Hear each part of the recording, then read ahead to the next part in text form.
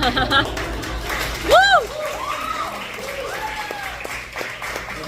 the first poem is requested, called The Car Not Smashed. It's a parody of Robert Frost's The Road Not Taken. Two cars parked in a nearby lane, and sorry I could not smash both. That would be criminal.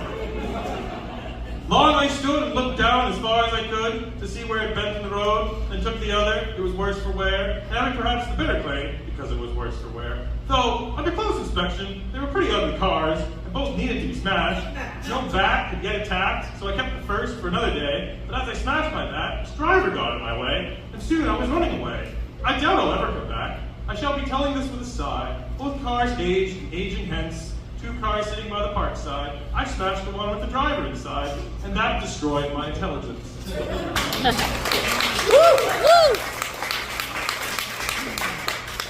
Another form poem is all about a goldfish named Frank.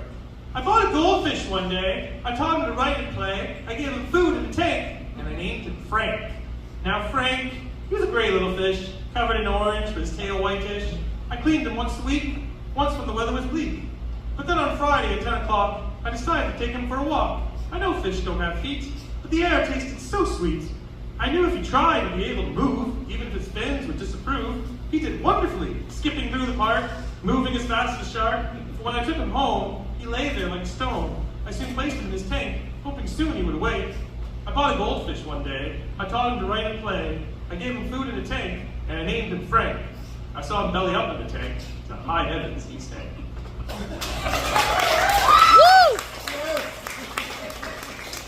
Fallen Leaves, this is a bit darker. It's written Tuesday, December 13th, 2011 in Kelowna, British Columbia when I was doing my career writing course at BBCO. Fallen Leaves. This city is dead. What's left of it? Stands up straight, will soon disintegrate the atmosphere. The leaves crackle against the ground as the wind howls in the distance. For one man, this place exists in the form of a memory of long ago. He smiles as he walks up the forgotten path. The dirt is so soft, the reminiscent days spent on the playground, rather than just the pile of rubble it is now. Every so often, you'll see a car drive by, or a person walking along the streets, never stopping, only moving. Nobody wants to look past the city of rubble and remember the days of happiness. No, they just throw on their raincoat and shudder in the distance.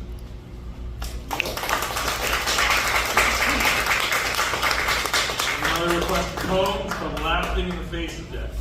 Death said hello, and I laughed at him. He asked me if his chariot, and I said yes. But only because of cologne. Lilies. She was beautiful, that girl of mine, but he pointed to his watch. We don't have time. I let him take my hand. We approached the box of black. The wheels turned. I was thrown back. Have you learned anything? I smiled and grinned. Fool, I told him. Do you not know me?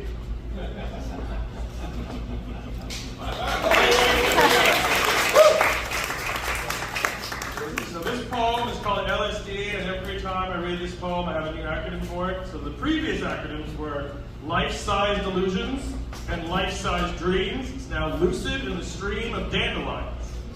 Trips, we all take them. A hallucinogen of the mind. Colors, accented, expanded. More lights and designs. Smile and wave.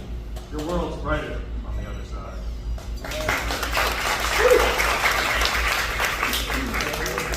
Place.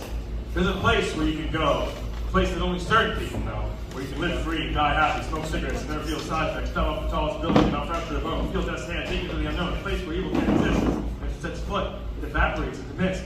It's a place not everyone knows, but this is where I plan to go.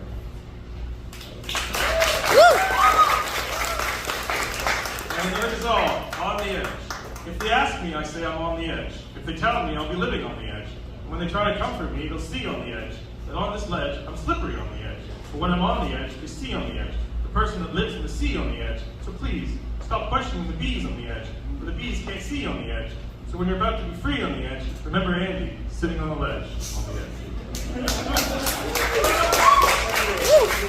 So I wrote 2 poems to my grandparents when they passed away.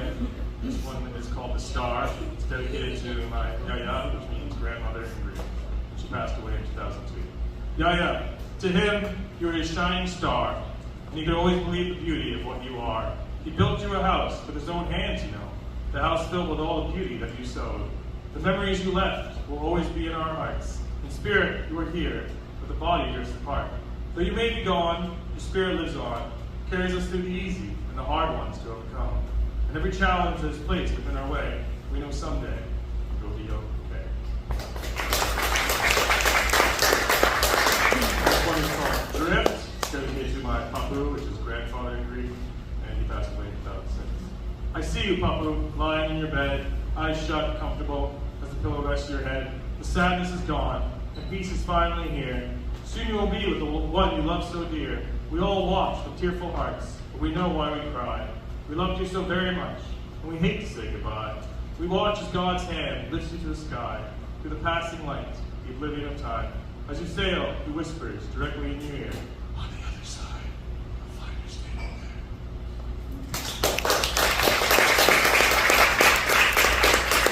As Raymond said, I have a writers group. It's called If the Words Fit. If you're interested, approach me after this event. Thank you.